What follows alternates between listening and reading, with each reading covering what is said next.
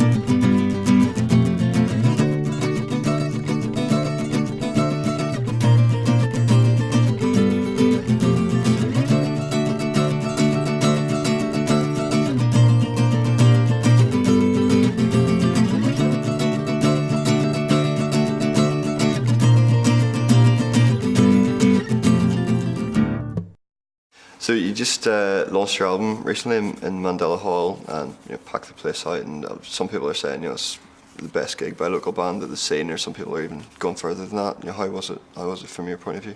For me personally, it was the best local gig I've ever been a part of.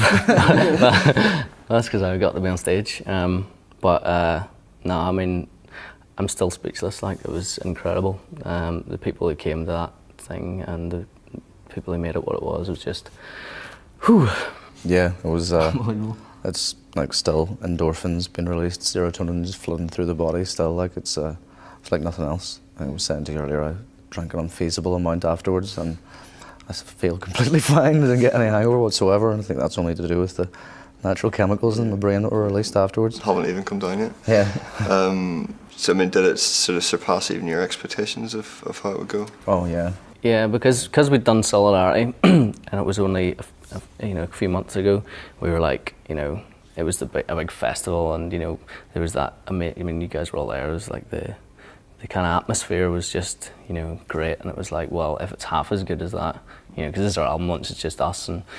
But I don't know what happened. I mean, the feeling of support and people behind us was just unbelievable. And when we heard that there was more people there than there was at Solidarity, we were just speechless. So. Yeah. Credit to all the people who came and made it for us like probably the most important night of our lives. The vibe just in the room was amazing. Like everything was just cheered to the rafters. Like every word said in between songs. Like, and none of us were the best at speaking. So it's potty mouth people. Yeah, I did use some bad language, but it was. Yeah, it was just stunning. Like, I even got to do a cheesy band introduction. It was amazing. And your parents were all there as well? Yeah, right? we'd cordoned off a VIP section for them on the balcony. Every now and again, it's like. Yeah. And my aunt was down, like, I looked up at one point, and like she's a woman in her 50s, and she was going completely nuts in the balcony. She'd never seen us before. So you kept looking around and seeing these sort of very respectable looking middle-aged people sort of bopping along to really unfeasibly loud, heavy music. It was great. Now it was so important to have them there, and it was, whenever you're, got no money and your health is failing like us. All the people you grew up with are like have got jobs and have bought houses and things like that, whereas we're still scrimping together to go and sleep in a van for 3 weeks, the breadth of the country. Like it's good for them to come and see that, like, we're not wasting our time. Like it's to see how much it really means to us. Like. Plus, we just lie and say that all our gigs in the UK are like that every night. They're like, oh, amazing. It's like, that's all right. That was kind of like a small one,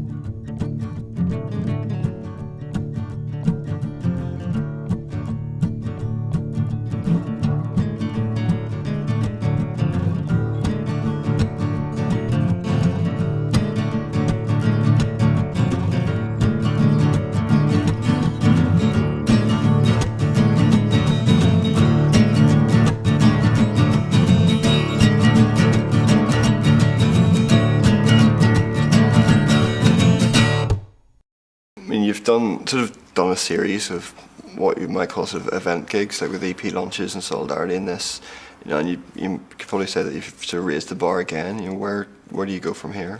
Basically, we're going to tour this album and go and record the next one, and we'll see what happens there. Like, we've already been writing for the next album.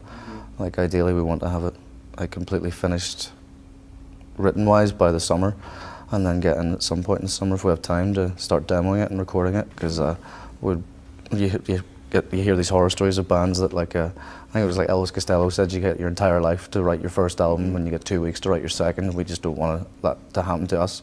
We want the next record to pulverise this one. Like, and that's the ambition next. Like, that's the next step. But as far as like events go and things like that, we'll just see. Yeah. I mean, you're already talking about your second album, but the first one's just out, and it's sort of it's now finally in people's hands, and people are listening to it. After such a long kind of gestation period, how's that feel? It feels brilliant. I mean, we've said it a few times, but it was a funny 9-month period from when we'd finished it to when it was coming out. So we felt like a woman expecting her baby, and now it's out, and we're like, wanting to make the next baby. we can go this metaphor for ages. We want the album to learn to walk, run away, like. But we still want to conceive again. Yeah, pretty quick. The four guys.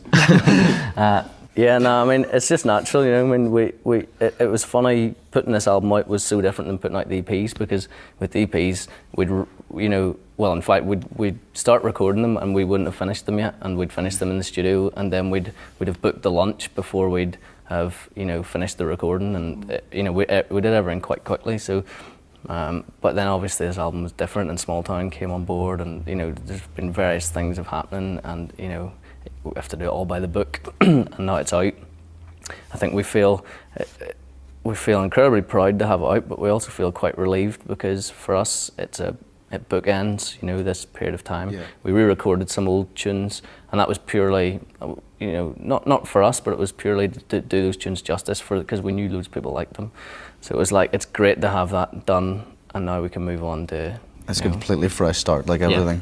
Yeah. Like we've showcased like one of the tracks that will be in the second record a couple of times. We should probably really be talking about the first album, shouldn't we? But yeah, it's just brilliant to have them finally out there, because we have been sitting with it for so long, and like a lot of people have been wanting to hear it, and now they have the opportunity to go and buy it, download it, whatever.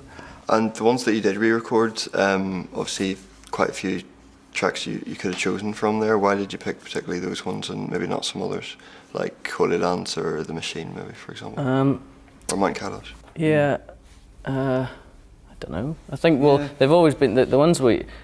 It sounds silly, but the ones that we recorded were kind of like crowd favourites. They were ones that a lot of people get in touch with us on the internet about, and friends and fans of the band. Maybe they mean a lot to them. So it was like.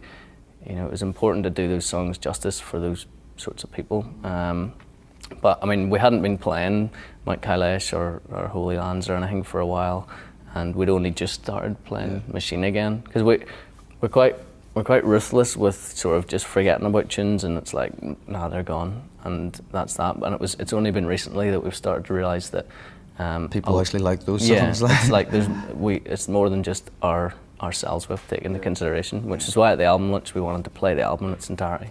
We played Mount Kailash because loads of people have always been asking, and we're so glad we did, actually. Yeah, it was like a year and a half since we'd last played it, and we'd only rehearsed it like a couple of days beforehand, before the show, and it was great playing it again. Like, I kind of felt like the welcome return of an old friend, like playing it. But again, it's been one of those songs that we kind of put to bed now, like join the massive cull list that grows every day. But yeah, those songs just felt like they deserved proper like kind of airing, and to be recorded the correct way and things. And there was so much scope for expansion on them, especially like with the voiceless and things. Like, it's such a basic song, so we just kind of went to town with it and like put piano and glockenspiel and violin and things on there. Just like, there, we'll just put some sugar all over it and give it back to you. There it is. Yeah. Like, so. I mean, essentially those are the tunes that got us to where we were. So it was like we had to do them justice in a way. And I mean, you're going on going on tour now again. I mean, you sort of had a couple of really major tours, and then you were home for a while and did the album launch, and now the album's out, and you're probably touring the album with the album to sell. Yeah. And presumably, I mean, people are going to come to the shows haven't already. Yeah, I think the last tour was exciting because there was so many people. You know, as soon as they were coming in the door, coming up and being like, "The album's here," yeah. And it was like, no. But as a consequence, we made very little money on merch with CDs because everybody had. This is our machine. Yeah. So I was like, "You want a T-shirt?" Yeah. So it was, yeah, it's great. So this time it's going to be cool. We'll have the albums, and I think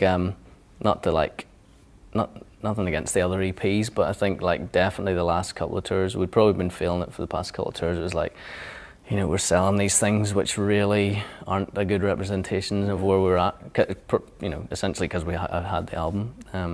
So it's kind of like, you know, can we buy a CD? And it's like, you should just wait. Oh, but we need to eat tomorrow, so yeah, okay. So it'll be good to go over this time with. We must be the only band in the world that, like, he's not joking. There was a couple of people we did kind of talk out of buying it. Like, seriously, like, wait just a little while. The next one's better. Like, I know that you probably have little money as well as we do, so just hold off.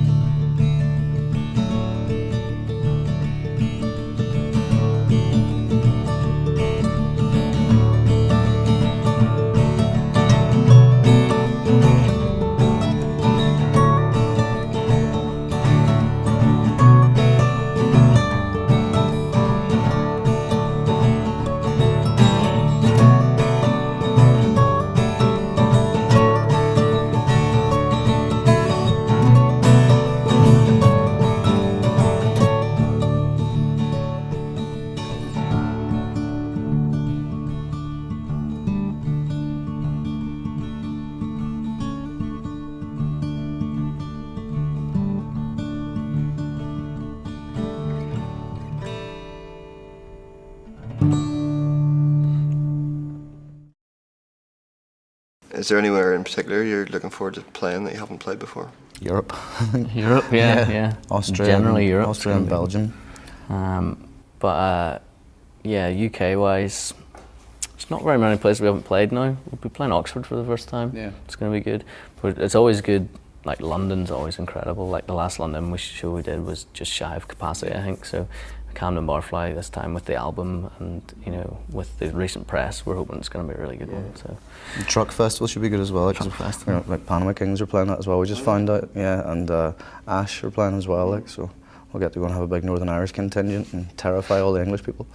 And you were just so alluded to the sort of press you've had across the water, and you've had some pretty major features in some sort of English magazines. I mean, you've had sort of little bits and pieces, but with the album coming out, sort of got a lot bigger. There seems to be a huge amount of sort of momentum and support behind the band. You know, how do you sort of how do you look upon it as a band? It's obviously it's flattering and it's great. Yeah, and lucky. We're very lucky. Yeah, I mean but at the end of the day, they're just tools to get so that more people can hear about the band, and you know, we're so grateful that anybody feels that they can write something nice about us. But yeah, I guess and without the people who are coming to the shows and without the records, you know, I mean, almost it doesn't mean anything. But it's yeah, it's great. We're over the moon. You know, it's you know, whenever you open Crying and there's you on a page, it's like cool. You know, I've been reading this magazine all my life. Yeah, if it enables you to play to more people and get more people to hear about the band, then it's the best. You know, 'cause that's all we want to do. We want to get as many people as possible to hear what we're doing. Like, and I think that's always been the objective from the start. So it's like if that stuff enables that, then more power to it. Perfect, you know. The album came out in Japan, I think 2 or 3 weeks before it came out here. How did that happen, first of all?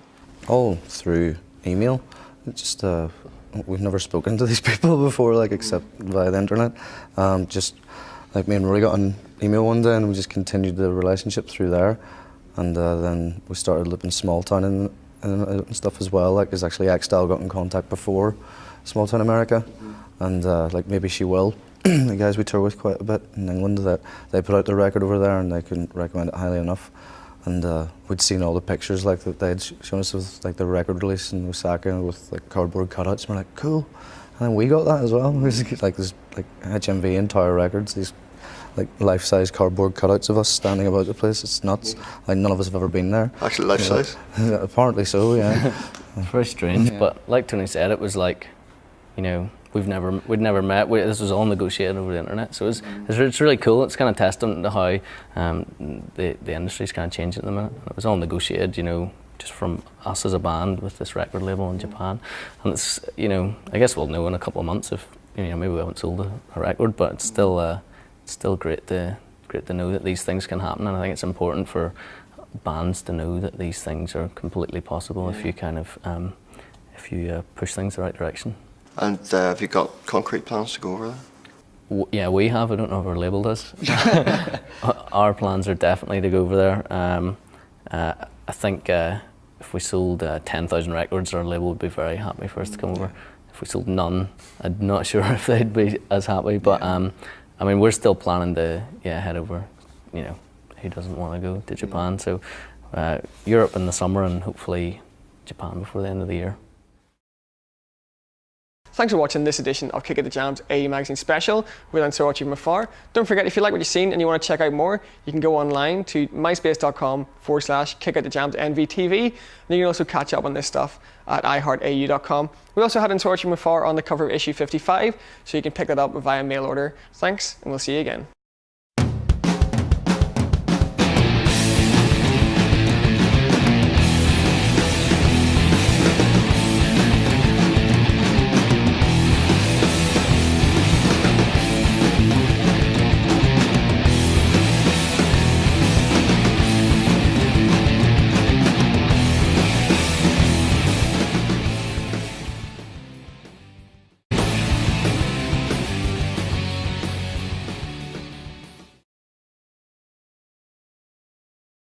Hi, welcome once again to another Kick at the Jam's AE Magazine Special. Show that brings you the best international and local music.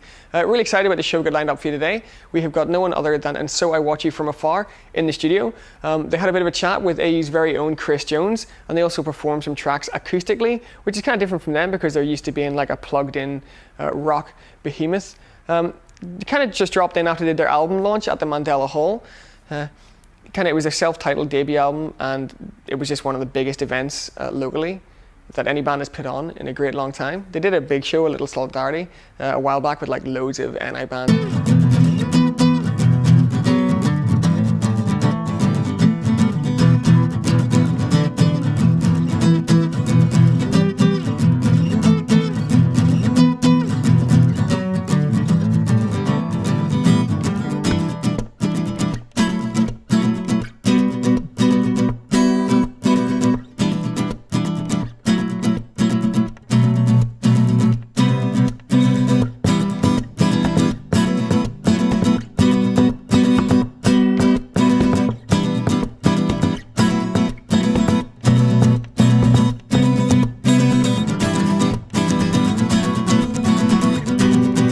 Getting involved in it, but this was just their gig, and the atmosphere in the place was electric. It was like no other NI show I've been to, maybe since, I don't know, Therapy in the Ulster Hall back in the early 90s. It just had that kind of energy and excitement about it. They had a great lineup of bands playing along with them, but to be fair, as you'd expect, they completely blew everybody away. If you weren't there, you really did miss out. I think there's some footage around the net. Take a wee look and see what you think.